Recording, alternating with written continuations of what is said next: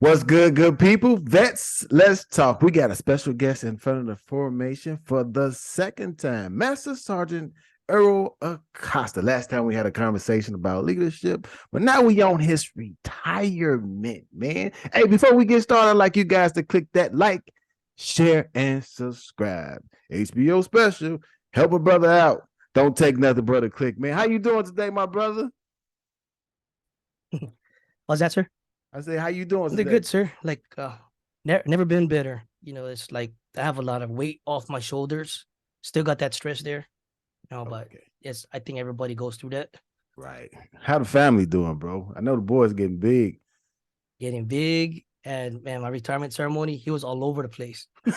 I was trying to address some stuff to him, and I was like, "Where's my boy at?"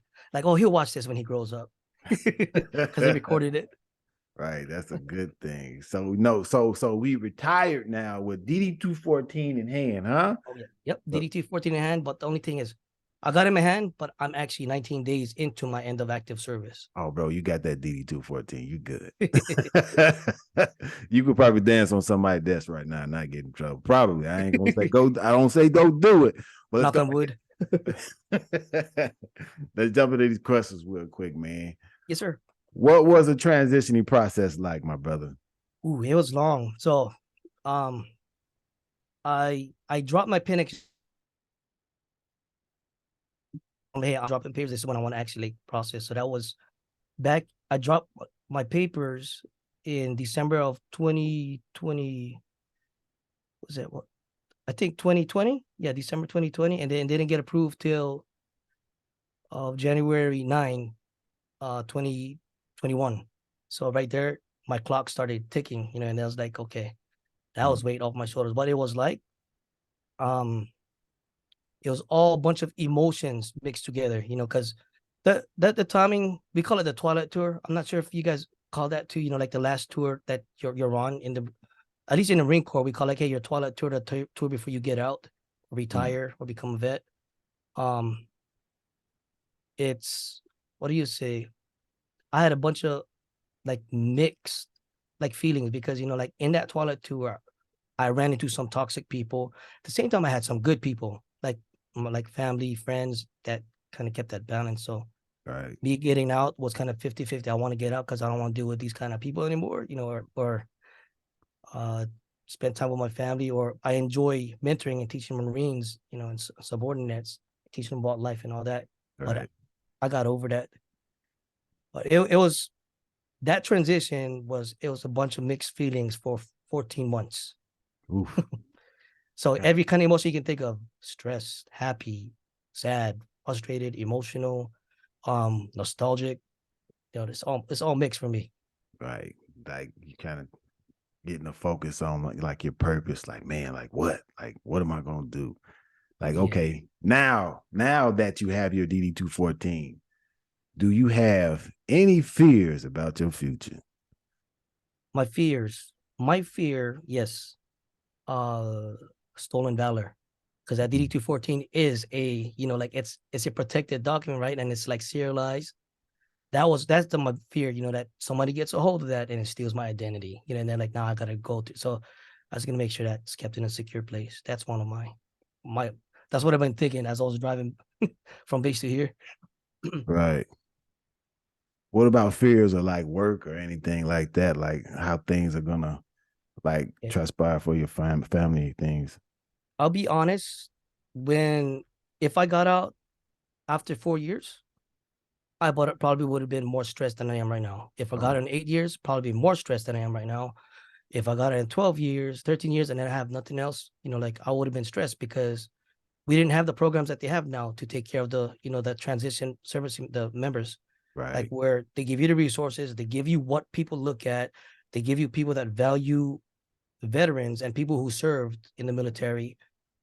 We didn't have that. We just had something called TRS, and then it's just like, hey, this is what you need to do. And then, but now we got so much things. I would have been scared and I would have been just lost. I'd be lost again, going out into the civilian world. So that's what I would have been afraid of. But right now, since I'm, I feel like I'm more prepared, like if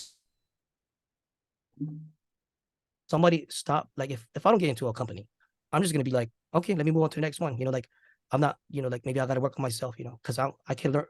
That's one thing I learned a lot of. I learned through a lot of my denials or the what is that rejections throughout my career. Learn from them, just move on. But Right. that would be my fear, and that's how I re-enlisted too. Every re-enlistment that I had, I asked myself, "Are you ready to get out?" I looked at my wife, even when we didn't have my son. No, I'm not ready. You know what? Like, yeah, we're gonna struggle, so I need to keep pushing. I know where I'm at right now. So this is probably a question I didn't send you. Do you think a lot of people like veterans use the services that they offer? No, they don't, and I'll Right. tell you why. Because I'm in, I'm actually I just finished my skill based program. They didn't have that back then. I don't know how long they started, but I got into a skill based program with hiring our heroes remote. And then the kind of stuff like people right now, this is what I learned. A lot of people are looking for a remote, like a remote job. I get it, pandemic got you used to that. But if you're looking for a remote job, everybody's looking for a remote job. If you're looking for a hybrid job, everybody's looking for that. So if you can just limit yourself to that, you don't have an open mind, you're probably gonna be disappointed, because like you might have somebody better than you with all those skills. And a lot of people I know, and it's because I've been a supervisor, I've been like a team lead, I've been in charge of Marines. A lot of them just want to get out because they don't like the stress. Hmm. They don't like the stress, they don't like the discipline thing, like they don't balance. And the next thing you know, I get calls and I get emails, man, Master Sergeant or Gunny at the time, I man, I just wish I stayed in, I listened to you because man, I'm struggling. Wow. Right now I got 3 kids, I thought I was gonna pay for college. GI Bill don't cut it, So I would have been in the same stress. So I'm thankful that I made a sound decision for myself. Everybody's different though, because some people just are blessed than Yeah. others. You that is absolutely true. That one person's story is not the next person's story. Yeah. Somebody can get out and be like successful, and another person can get out and just be like, man, I just need to figure something out. I just need to either go back to school or get back into the military. So, was there anything or anyone that helped you during the transition from military to civilian life? Yeah, I wrote their names down so that way I don't forget. So there's two things that I know that helped me through transition. Um, so I'm gonna give you some names so that way they know, so they know who I'm talking whoever so they know who I'm talking about. Evelyn Diaz, Mike Cayo, Polo Rios, Rob McCormick. They all came from the same command. We're all instructors from the supply schoolhouse, right? Right. I hear you. And Evelyn Diaz, she retired probably like a year and a half ago, almost 2 years. She's the first one. So I attended her retirement ceremony. We're all good. We're all good friends. We still talking to this day. Even after my retirement ceremony, I attended my retirement ceremony too. A section of her. I in that chat room, we always asked each other, like, hey, so when you did this with the VA and you did we keep that conversation going. It's once in a while we'll just throw like some random beams, how like just to throw a laugh in there. That was my first like network. That's the one that I stuck to. Hey, what are your mistakes and all that? And some of the other retirees that I ran into in my twilight tour, I asked them questions here and there and wrote that down. But the other one that I'm really grateful for is hiring our heroes. I That's who I did my skill based program with the Google Data Analytics, and they're like a hidden gem to me. Hmm. They every Wednesday and Thursday, it's required for you to attend these professional huddles. What they do is they go to insights with, hey, this is what they look at, for job resumes and job interviews. And this is what they look at you like from the moment you step out of your car, your interview already started. They tell you like things like that we don't think about. The way if you don't answer your phone and you got a phone that got like a weird kind of message that doesn't look Yeah. like you take things seriously, your interview started from there. So if you didn't have a professional, so it's like, hey, this is Errol, like can reach you, or you have something, just they tell you stuff like that. They'll break down a resume, they'll break down what the employees look at, resources, they give you resources, they tell you where to practice, who you can contact. My mistake that I should have done from the beginning was get a mentor. That's what I should have had. I've applied for one now, but I'm still in the searching phase right now, and I didn't know they had mentors out there for transitioners. Yeah, that's one thing I didn't know they had neither. That's probably something new, but mentorship is a big thing for people to learn how to maneuver from one place to another, especially if you coming into a position in which you have no charge and you had a position prior to Like especially being a master sergeant, like it may be a little difficult for you, but may not. I don't. Everybody's different. Everybody's different. Yeah. So how do you think your time in the military affected you? The one thing know that you know how they just get you so used to routine. That's for me. It was kind of easy because when I did my, like I said, when I did my transition with hiring our heroes, Yeah, I was remote. So on the remote, yeah, I I was kind of relaxed a little bit, you know. So the thing I had to get used to was the work life balance because I'll be in my room studying and then I'll be at professional huddles and then there'll be no huddles, but I'm learning on my own doing college and I'll be like, oh, I'm home and my mom, my not mom, but my wife, like, hey, you need to spend time with your son. I was like, oh yeah, that's right. But he reminds me like every day too during that time, Daddy, let's go eat. Daddy, come out play. You know. yeah. That's always the focus. That's Yeah. always that's like the kids. They keep because I had a part when I was working for the parole. I was a parole officer, and I used to have to Mhm. go in, and I get phone calls, and I had to be on the computer working on client files and stuff like that. And I always had to be reminded, like, hey, you have to kind of cut that off when you and go spend time with your child. The kid is always the hook for a lot of things to keep you Yeah. connected with life, especially after the military. Yeah, I got something to smile for. I got something to be purposeful for. So, Yeah.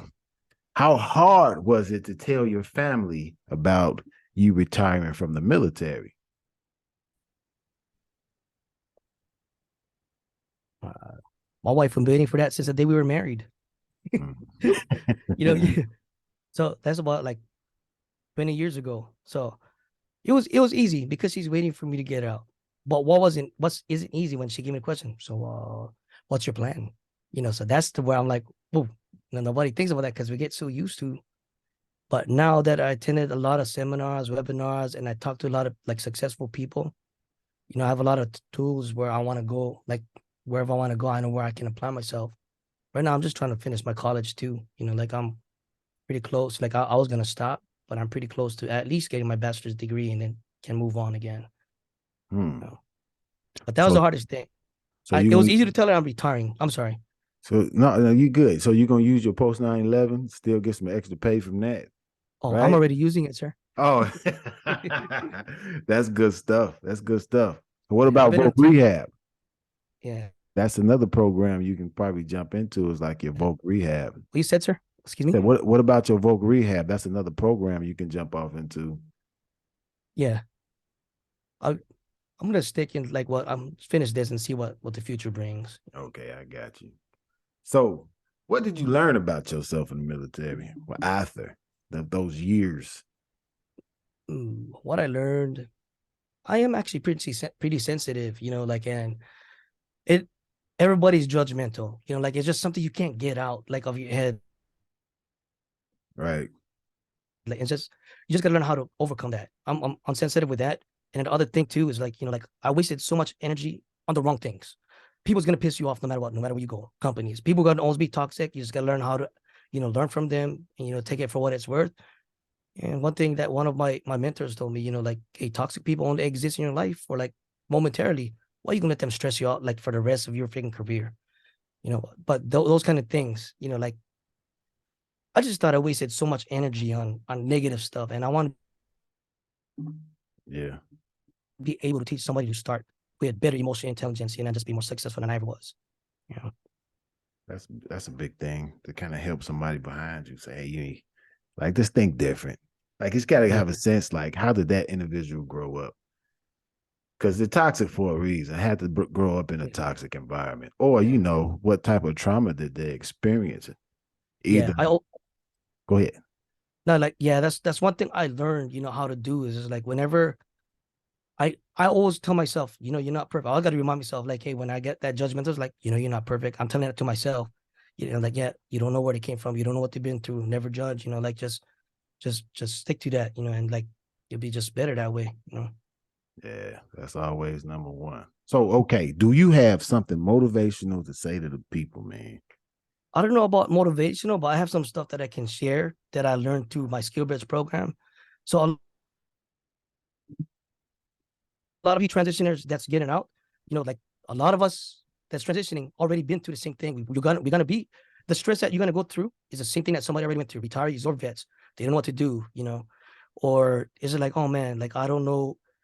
Like you got a network, this. I'm gonna say for some of you introverts, if you're introvert, get out of your comfort zone, because you can't stay like that your whole life, because you're gonna have your own family, and then you got to be uncomfortable, to make yourself uncomfortable, make yourself comfortable, know exactly what you want to do. If you in Yeah. company, you got so much tools that translates into civilian world. You just don't know it yet, and just there's some veterans that I know they hold grudges because the way that some things that they've been through in the past. I'm just gonna say this, if you stuck in the past, you're never gonna grow as a civilian or as a vet. But if you can let that go, you'll grow and you take things further for yourself. Like once you get out, we're all vets, man. We're all vets. We should be taking care of each other. We should freaking like we should keep that camaraderie that nobody else has. And Exactly. you just hold on to that respect. I have friends that got in trouble, so they're like doctors right now. Got their doctor's degree. I'm like, whoa. Oh wow. But I got people that successful in contracting and all that. But yeah, like just let the past go. Like if you don't have people feel sorry for you, just think about your family. Find that motivation that keeps you going. For me, to keep on going, every re-enlistment and to work towards retirement, I kept looking at my wife, and then when my son came out, it's like, yeah, you know what? It's all about them. So Right. now So I know I'm about to kind of go down a little memory lane. This is something I didn't add to it. Like it's all right. when you was going through that year of man, maybe, or that doubt, or like did you ever think back to the first time you stepped in, like on a post, getting your uniform, basic training, did you Mhm. did you go back to the past, like, man, I'm remembering all these things, and you start to miss it? Oh, I did. So the one thing, so my yeah, my very last position as an instructor, like they put me in a position. It's called Marines Awaiting Training. What they do is before they get their MOS, they're like just around getting like these sexual harassment, equal opportunity classes, financial management classes, and all this stuff right before they get into the MOS actual classes. I manage them almost like they flew in like weekly, twice a day, and they'll get like sometimes it'll be 100, 90, 80. I had them coming in. So Mm. that and as they came in, I had to mentor them for like a weeks, all the way to the weekend, and a lot of them get in trouble, and I'll be thinking, damn, that used to be me. I used to look like that. And then, but man, some of them are just got these problems that I'm just like that we never had before. But I was like, you know what? Let me take care of them. Best way I can, or give them the resources, or direct them. That's where I started missing that. And I had another different mentor. He always says, I'll miss the clowns, but I'm not the circus." Mm. So we all were, we all were clowns before. So, Yeah. and as a clown, I didn't get taken care of the way I take care of or took care of people that I did. Right. You know, Yeah, you got a good heart, man. You got a good heart. So if it's one thing, it might be a multiple, but if hmm if it's some things that you're gonna miss about the military, what will it be? you know what I'm gonna miss? I'm gonna miss, like those the connections I made. And thank God a lot of them are still we still keep in touch, and thank God for social media, which we have now, because the connections are made, the people that would, they'll do anything for you, in a heartbeat, because you do the Right. same for them. But that doesn't change when you get out. Like if they're in the area, we serve time is I'm just gonna miss that. Coming in like 7:30 in the morning, and then we don't start working at 8 because all we're doing is just talking, and then next thing we work for 1 hour or 1 hour, and then we talking for another 3 hours, and then it's chow time. Let's go to chow. And then I'm gonna miss doing that. I miss those long breaks. And I'm gonna miss where my leadership trusts me. Hey, I gotta go take care A, B, and C. Yeah, go take care of that. I know that's not gonna happen in the civilian world Mm. unless it's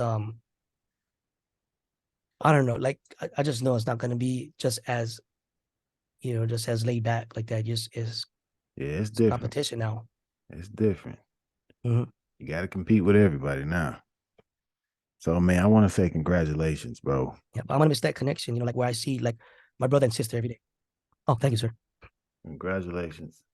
Hey, thank you for your service. Thank you for an outstanding job you did with the troops. You got to have a particular type of heart because not everybody finished 20 years in the military. Everybody doesn't complete that. But I like to say hats off to any and everybody that served in the military because military is not for everybody. I don't care what nobody says. Yep, Like I'm with you. that's not everybody's cup of tea. But you did the 20. You made it. You made it through. Congratulations. I say thank you to your It'll, wife. it'll, thank you, sir. She It'll stuck be with you. 24 at the end of this month. Ooh. Yeah, so once I eat a yes, that's my 24 mark. That's good stuff, my brother. Hey, I'm about to close out. I got a quote. If you can't fly, then run. If you can't run, then walk. If you can't walk, then crawl. But whatever you do, you have to keep moving forward. Martin Luther King, y'all know what the month is. Hey, in all things, if possible, whatever goes on, you keep moving. If you fall down, get up. It's always a stand after that fall. Don't give up on yourself because people are watching you.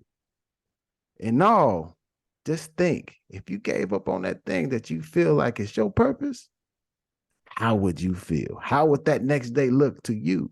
Don't stop and go. Just keep going. Hey, it's the inspiration, man. Who's up next for formation?